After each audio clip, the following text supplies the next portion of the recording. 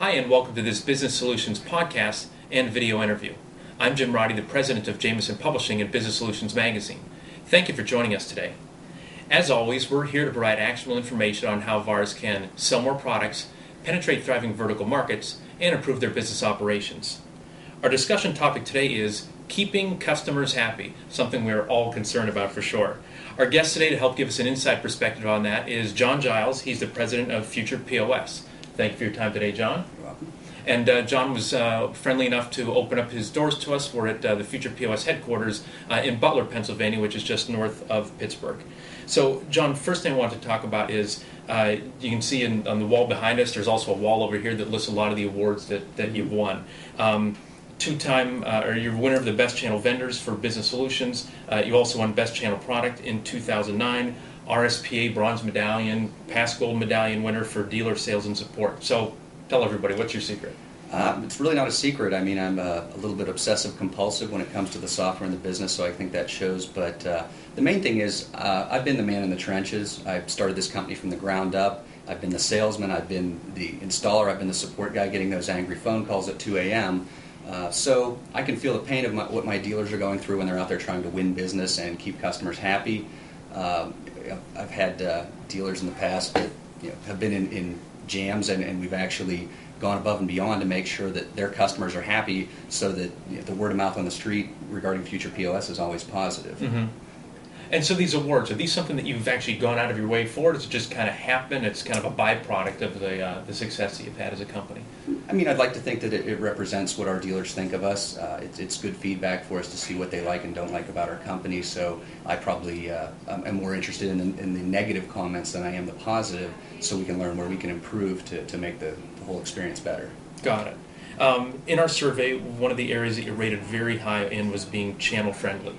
So what do you do that's channel friendly? And I'm asking you not just to give you an opportunity to brag about your company, but also resellers listening to this interview, what should they expect from their vendors? Well, I mean, early on in the business, I kind of noticed that some of the bigger companies out there had very adversarial relationships with their resellers. They would... I don't want to say talk down to them, but they would say, if you can't sell, it's because you're not a good salesman. If your customer's not happy, it's something you're doing. We've always taken a very opposite approach. What can we do better for you to allow you to have more success on the street? And we go the extra mile to make sure that our customers are happy. We've been in situations where, for one reason or another, the situation was blowing up, and we won't hesitate to lose money on a deal in order to keep the customer happy, because it's that goodwill. It's the positive energy that the dealer feels about the product. It's the word of mouth on the street that I think are going to sell you systems in the future. So, I mean, I always say it's not about the dollars, it's about the big picture. We may lose money today on something, but if it keeps our name intact, if it helps us down the road, then sometimes you just have to bite the bullet. Got it. So if there's a situation that comes up, even though that one discrete situation you might lose some nickels on, you're talking about it's better to salvage that relationship than Absolutely, yes. And another thing, we talked a lot before we started this interview. You gave some good background on your company. You spend a lot of time on the road interacting with the dealers. You talked about at the RSPA show, you make sure that you get together with those folks and talk to them and find out the unvarnished truth as to what you could be doing better. I put a lot of emphasis on spending time outside of the dealer conference with my dealers, whether it's having drinks or whatever. Get them in situations where they can loosen up and they feel like they can talk to you on a one-to-one level. Just kind of tear down that ivory tower concept. I'm not an unapproachable guy. I'm not going to cancel you as a dealer because you say something negative. I really do want to know what you think, and especially the things I'm doing wrong. I don't care about the things I'm doing right. It's the things that I'm doing wrong that I need to fix. So I mean, we go to great lengths to get our dealers together, to hear what they think. One of the things that we've done from a technology standpoint is we've put together a forum where they can go and not only communicate with each other and share ideas, but they can also give us feedback. We can say, hey, we're thinking about doing this feature, and we'll get 5 or 10 different dealers' perspective on it. So you not only get different dealers' perspective, but different areas of the country. Is this important here? Well, not so much, but it's very important over there. So it gives us a really good barometer of where we need to take the product and the company. Yeah, no replacement, no substitute for that face-to-face contact. So that's some of the things you've done. What principles of, you're speaking from a software developer's perspective, What could you recommend to resellers? What have you talked with dealers about that they could implement at their company to keep their customers happy? Ooh, you got me there. This may sound a little corny, but we just go by the golden rule: treat other people the way you want to be treated. Sometimes it's not comfortable. Sometimes it's expensive, but you have to make sure that their experience is what you would want if you were in their position. As for systems, we have your standard bug tracking software and things like that.